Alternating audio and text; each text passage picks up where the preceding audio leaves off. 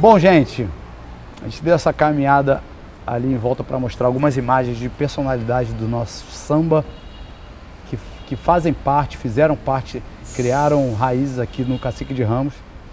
E a gente está agora aqui embaixo da Tamarineira, que para quem não sabe, é onde tudo literalmente aconteceu quando a gente fala de escolha de repertório do fundo de quintal, quando a gente fala de sambas gravados, de talentos descobertos, a exemplo de todos aqueles que o Bira já falou.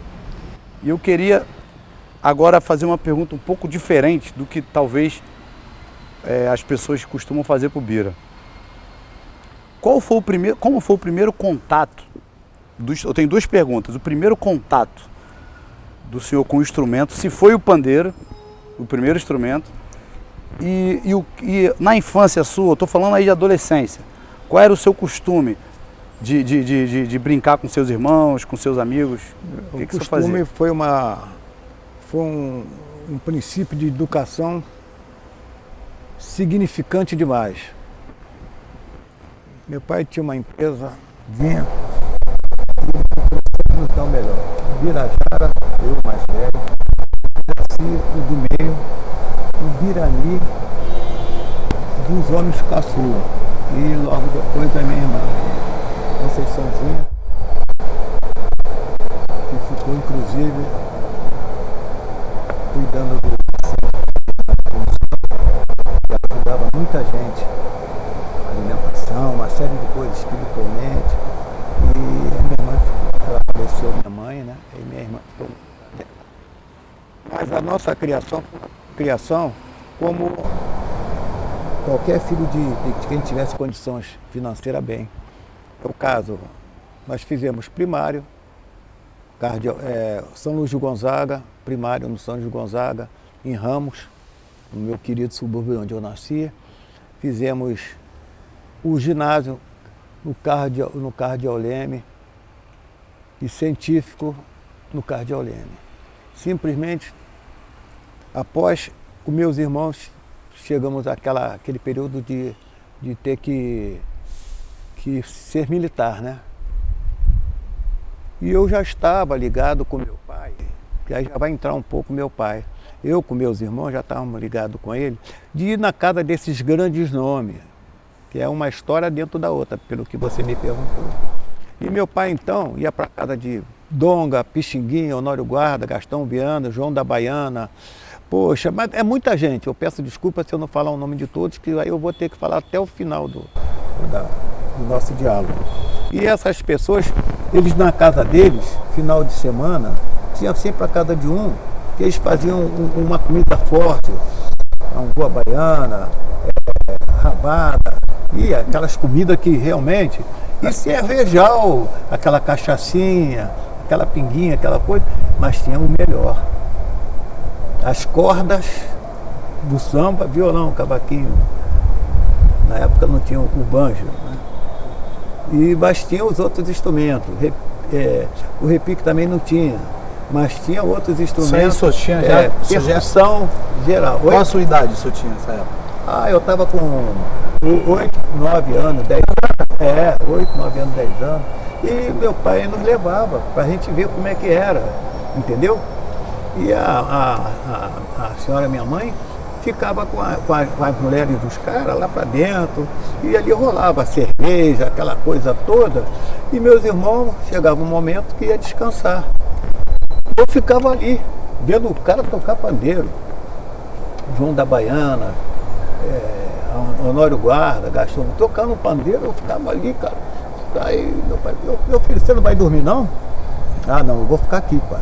E eu ficava ali perto do cara, eu dizia, meu pai, quero ficar perto do pandeiro. Eu ficava olhando o pandeiro. Você está entendendo? Isso milhares de vezes aconteceu isso na minha vida, juntamente com meus irmãos. E meu pai levava a gente para casa dessa família. E quando era só família mesmo, minha mãe ia. Porque a minha mãe era séria pra caramba, mas ia. O homem é que manda, né? Ela ia. E ficava cuidando da gente ali. E meus irmãos iam parar para descansar, aquela coisa toda. E eu tô ali de manhã, chegava de manhã, eu estava lá inteiro ainda. Porque até que eu ganhei um pandeiro. Esse pandeiro se tornou meu instrumento de percussão. que me deu uma sensibilidade tremenda. Eu cheguei a gravar com a maioria de todos os sambistas, não só do Rio de Janeiro, como de outros estados. Eu era solicitado demais, entendeu? E com essa criação, o que eu via dentro da casa deles, entendeu? Eu me senti tão entusiasmado, tão emocionado, que eu vou chegar mais tarde. Por que existe a razão do cacique? Essa levada que o senhor introduziu no nosso pagode, no nosso samba de... Era levada de... Era daquela malandragem antiga. Então, isso aí... Isso era as rodas de samba deles, tinha a hora do partido alto. Aí que era no pé, né?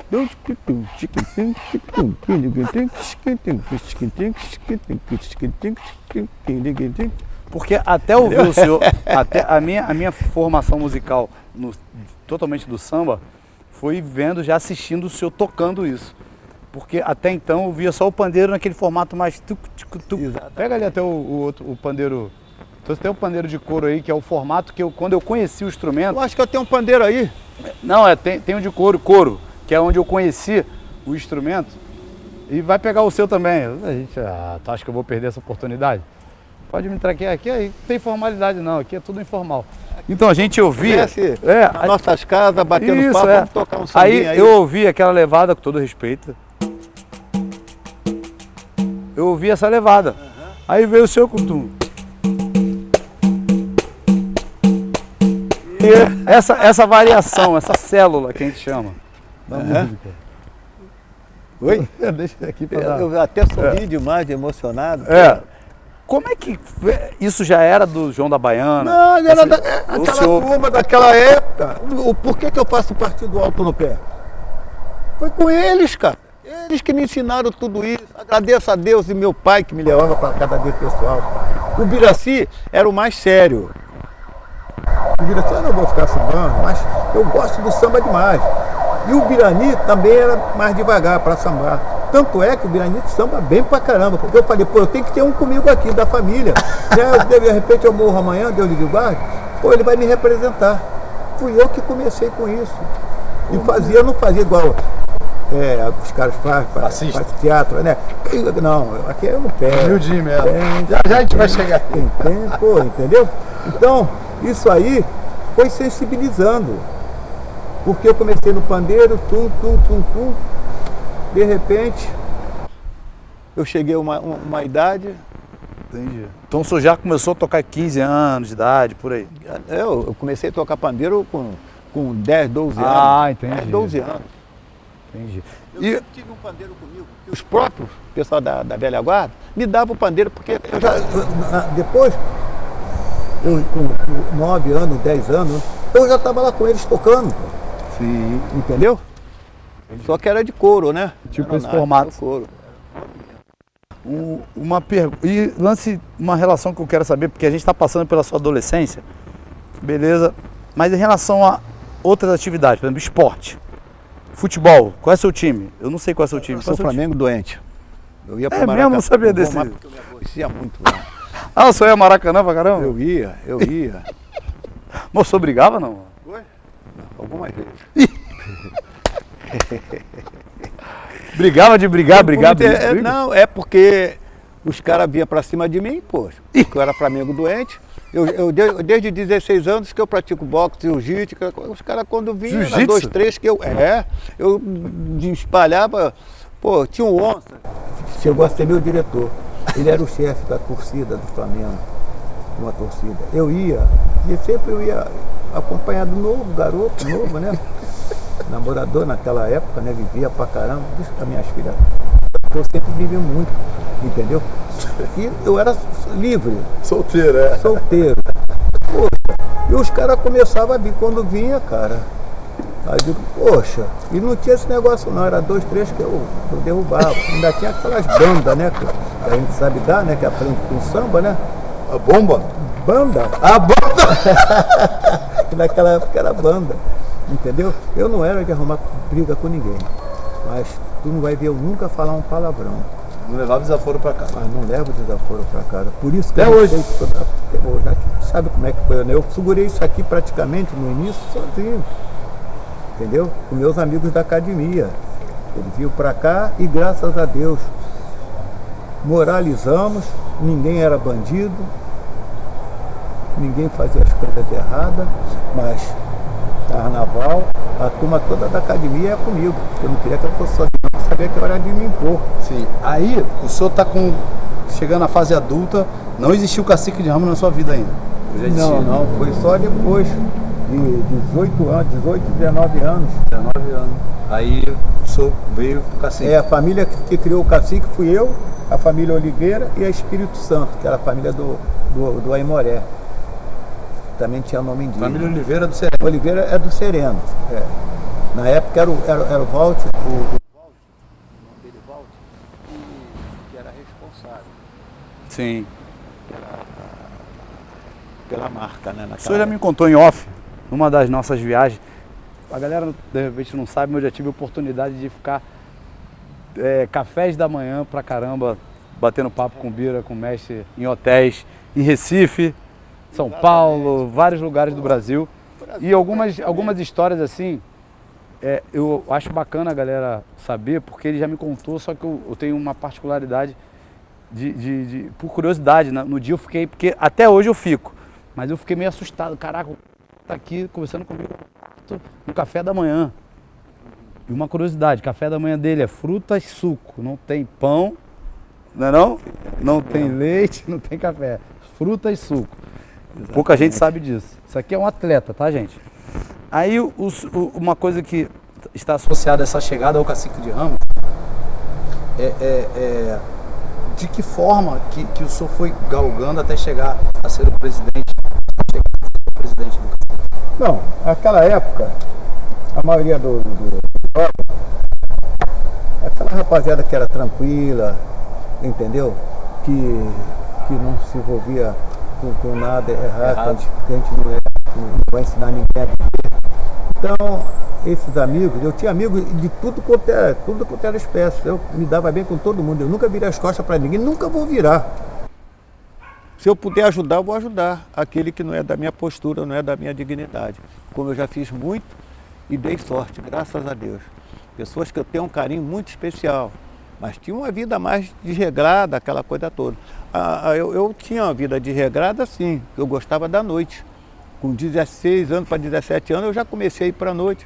Eu já ia para a noite, porque eu gostava de dançar. Gostava da boemia? Sambar, eu ia para a boemia. Eu chegava em qualquer baile também dele. daquele... daquela época, né? Então eu aí, meus irmãos, o Birani e o Biraci, são oficiais da reserva. Todos dois. Fizeram CPOR, entendeu? E o Biraci estudou, fez a primário, ginásio científico, eu também fiz. Só que os dois, meu pai fez ir por exército. Eu falei, eu vou servir normal, porque eu já praticava boxe, aquela coisa toda, eu fui para a aeronáutica. Aí servi 1 ano e para 2 anos, entendeu? Para ver como é que era. Eu treinava, eu representava o meu quartel, era o Campo dos Afonso, entendeu? E era da PA da aeronáutica.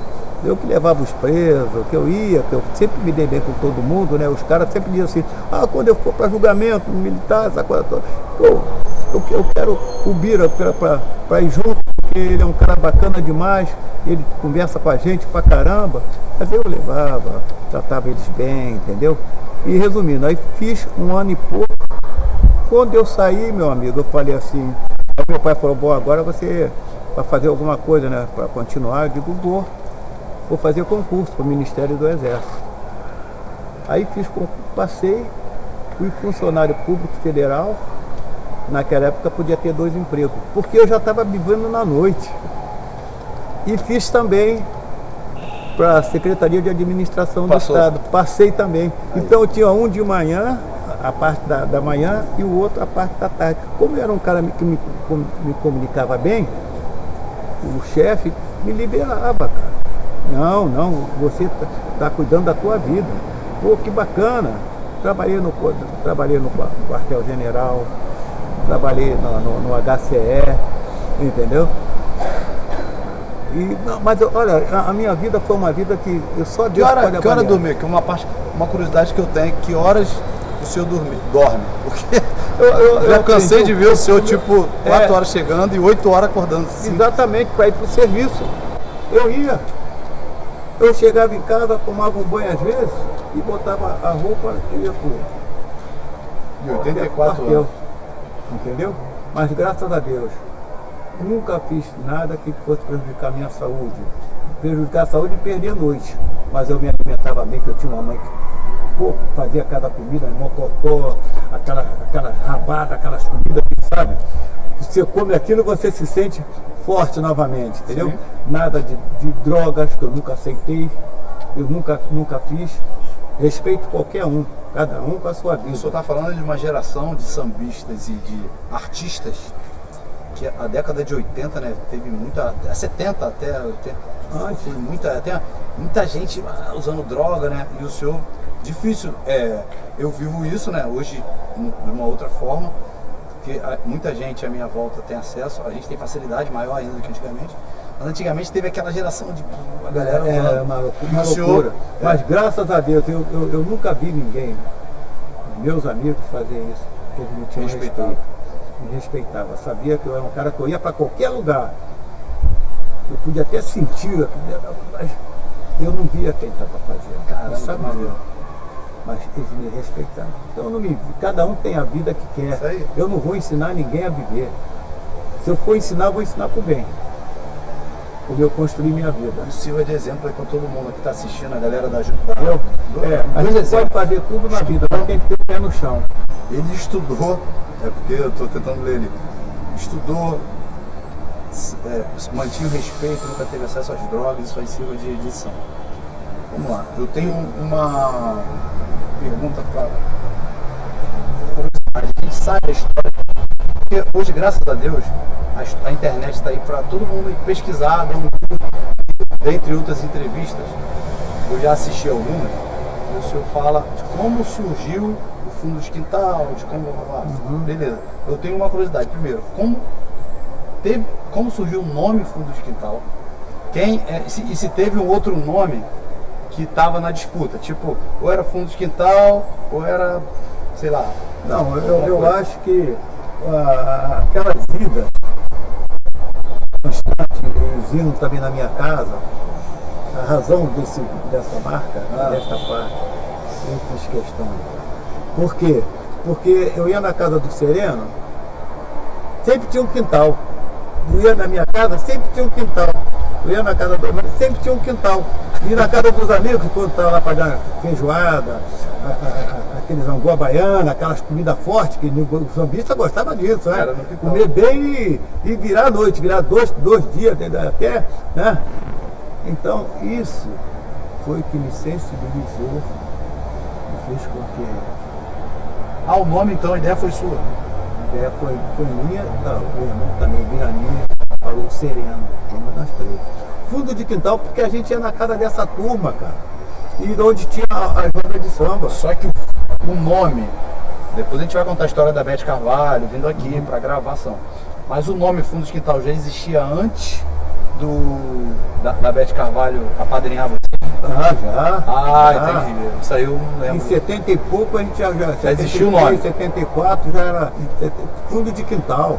Fundo de Quintal é uma marca registrada. Fundo de Quintal. Então, olha como é que a vida é hoje, né? Hoje os moldes só mudou porque a forma de divulgação é diferente. Antigamente você tinha o futebol dos goleiros, né? Que rolava o samba, que era aqui. E nesse futebol dos goleiros, essa história aí, acho que graças a Deus é um patrimônio essa história, porque a galera já sabe que é apaixonada por samba, que o Alcir Portela foi um jogador de futebol que trouxe a Beth Carvalho aqui, né? Só que a relação que é muito curiosa, e hoje acontece até hoje isso, o futebol e o samba andarem juntos. Sempre foi unido. E fazer com que a história acontecesse e da forma, na época não tinha divulgação, o evento, não era evento ainda, era o futebol. Só que a coisa começou a se tornar evento Exatamente. de forma natural, porque os amigos vinham se reunir, até que o dia Bete Carvalho veio.